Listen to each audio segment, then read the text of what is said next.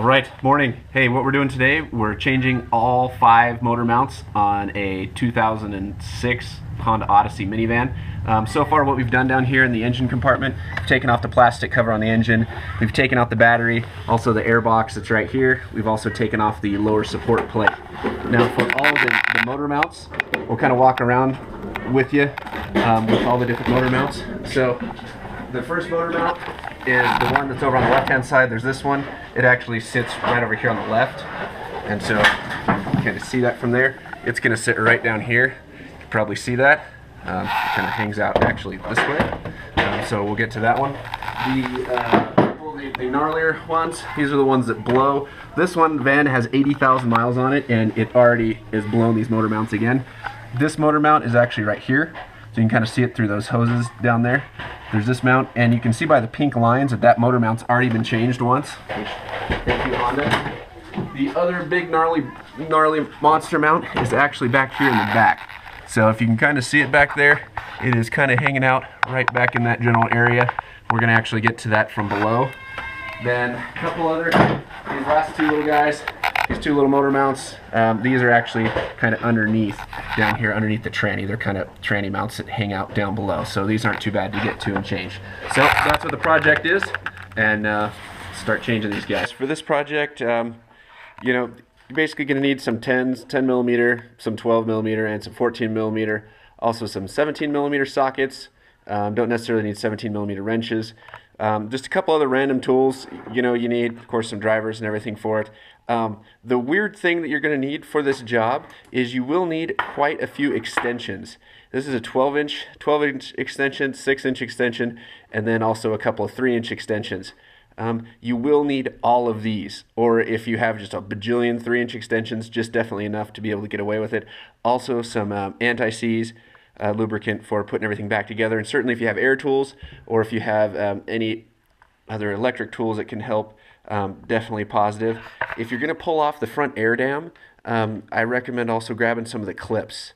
Get some clips ahead of time, that way you can replace the clips as you're going to do it. And of course you will need whatever lighting apparatus you're going to use, certainly get in the hard to reach places. And then you'll also need a couple of floor jacks. You really just need one floor jack as long as you have some good jack stands and some wheel chocks as well. So that's what you're going to need for this project. First thing we do is take the battery out, and then after that we're going to take off this air box to get it out of here. So for the air box piece, there's just a couple of bolts here. There's one here, one tucked back up in there. Then this is just a slip fit. I like to loosen the clamps everywhere, and that's about it to get this guy out. It's always a good idea to put your bolts in a bucket. This is the battery tray right here. One thing I want to point out when you're taking this thing off is that the front 2 bolts that are to the back of the car, those 2 you can just loosen and then slide out. The front 2 that are close to the front bumper, those are actually bolts. So this is where the bolts go right here. There's one right there at the end of my finger, and then there's another one up here. So that holds the battery thing. So just remember, just loosen the back ones. The lower one you have to get to from below, and it really kind of sucks. But these two, take the 2 towards the front out, loosen those other 2. All right. Say hi to Mark, my assistant in crime. Okay, so this motor mount right here is actually sitting right up here, and what we've done is we've basically just taken this wheel off. And the inner splash guard is actually, we've not taken it off yet. This is actually a splash guard right here. So we haven't taken that off yet, and I don't think we're going to need to. But to get to this mount, there's 2 bolts that hold it onto the car right here.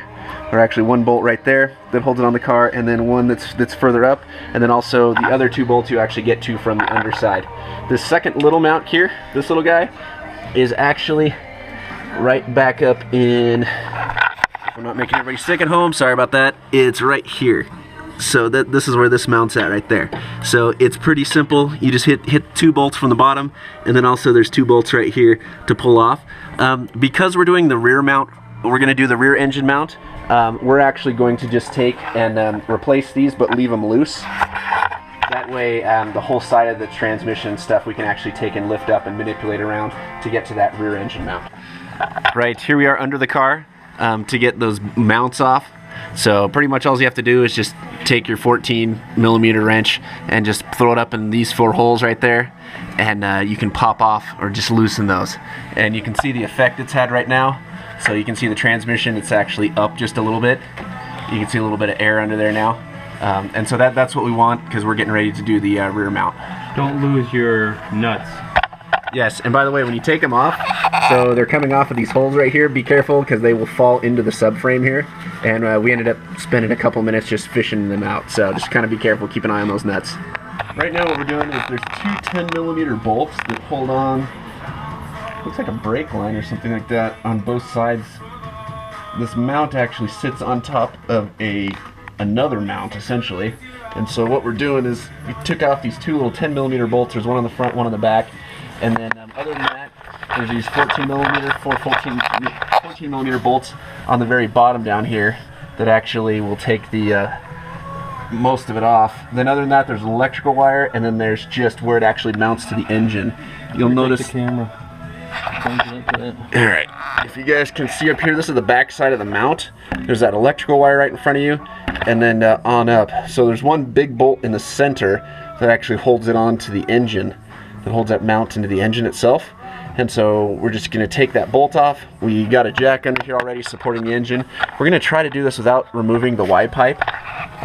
So to see, there's some earlier instructions that actually talked about removing this Y pipe right here. But you know, in looking at it, I don't really think we necessarily need to. So we're going to try to do it without it and see where it gets us.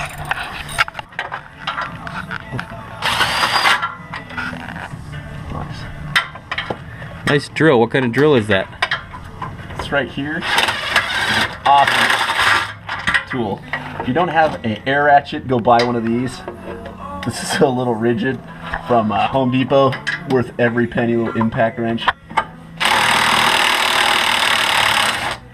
Will save you all kinds of time. Long bolt. Got it? Yep. So now that we've got the bolt out, 6 songs later. Yeah, I was gonna say a couple of commercials. So let's see if we can.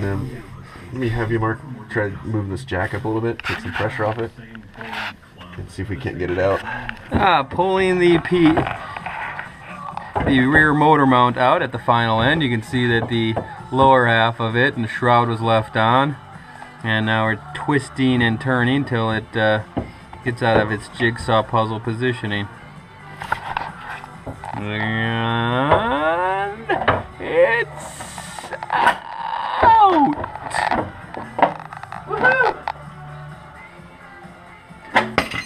Yeah. Alright. So we wanted to show real quick on how we got this rear motor mount out.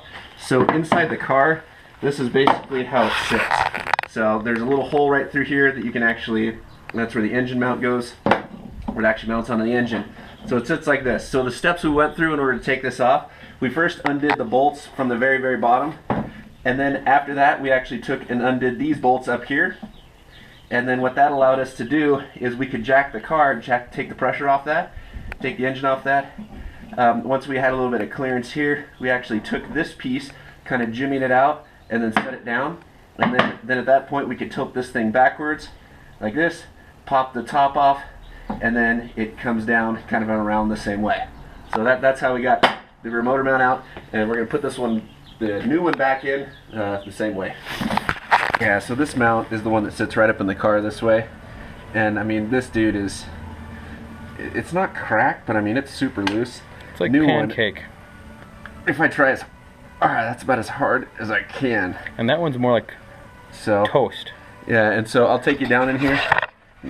You can kind of see this is the mount right here. There's a lower hole and an upper hole there. And so we just basically jacked the engine up a little bit with that rear mount, the rear engine mount out. We're just going to go ahead and take and put this one back in. And the next one is this one right over here. And so this one's super easy. You can see we just undid the two bottom frames, jacked it up, and this is just 2 more 14mm to take this one out. So these are probably 2 of the easiest ones. But you will notice that we did take the engine out. We did take the wheel off here. All right, so now we're working on the front mount, the one on the close to the bumper side. Just wanted to show you here what was the best way for us to do this. It's basically get the socket out of the car if you can. So as you can see, we used a 12-inch extension, a 6-inch extension, and then 2 3-inch extensions. So that's kind of best way to do it. All right, explain to me how you got that motor mount out from inside of that little tiny groove in that engine.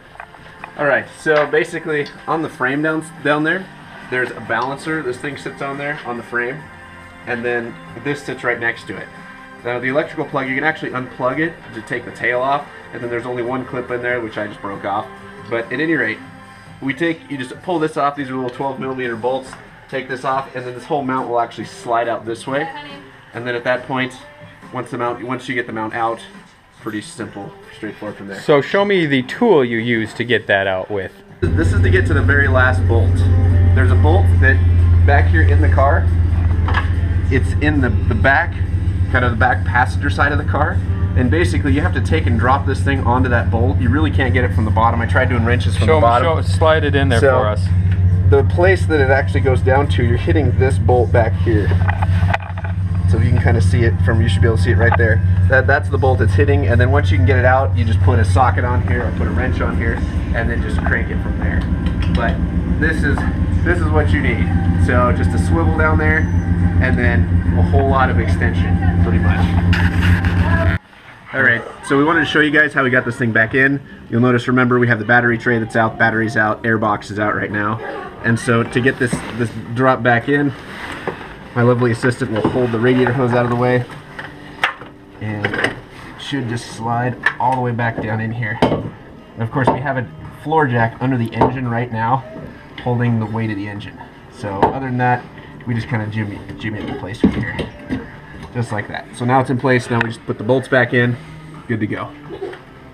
So we're actually putting anti-seize on these front motor mounts, or the front mounts there, because every one of those bolts that we pulled off was pretty gnarly, and like everything, this is one of the nuts here, if you notice it's pretty corroded, and I had to kind of get crazy on it to get it off. So as we put it, I'm not going to use this one, but as we put it back together, we're going to go ahead and just throw some anti-seize on all these.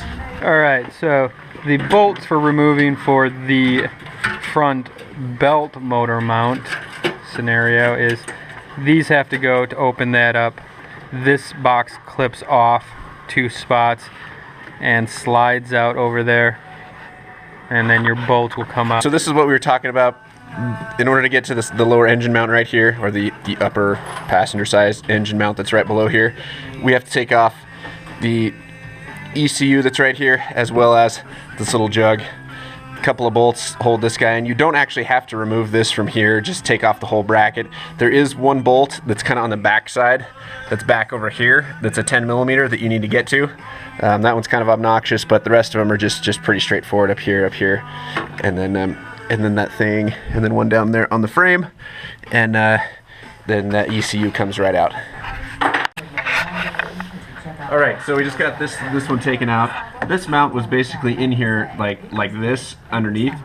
What we had to take out before that is the ECU. The ECU is here. This is the reservoir for your power steering. It was right here. The ECU was mounted right here. So we had to take out the ECU. You notice all these crazy plugs right here. Just be careful you don't break the tabs off of them when you put them in there. But other than that, take those out. And also the 2 bolts that go to the engine, 2 bolts that actually mount to the engine on this separate plate, take those out last, because you'll need to prevent this thing from rotating. And so, because what you'll need to do, this is basically thrown through here like this. Wait, hang on. Alright, this is held in here like this. And so, in order to take this bolt out, this should still be attached to the engine.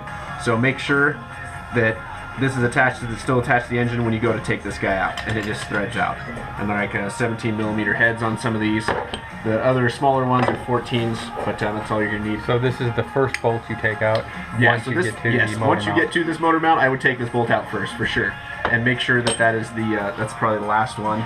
You'll notice there's a little vibration dampener on here. There's also a couple of these little wings that were like tucked in here, and so we're gonna see if they'll line up on the new one. If they do, cool. If not, then you know, not sure how much this does. Alright, so this is the new engine mount. It's got a couple of little rubber doodads that actually came off the other one. I really don't think that's that necessary. But at any rate, what we're going to do, we're going to take and put this in here. The very first thing we do is bolt this to the frame. And then after it's bolted to the frame, Then at that point we put on the secondary bracket, which this is the bracket right here. It just drops right on top of it, and then it's got a gnarly bolt that goes on the side. Just finger tighten that, and then take and tighten it up against the engine. The 2 bolts that drop down actually into the engine, onto the engine mount itself.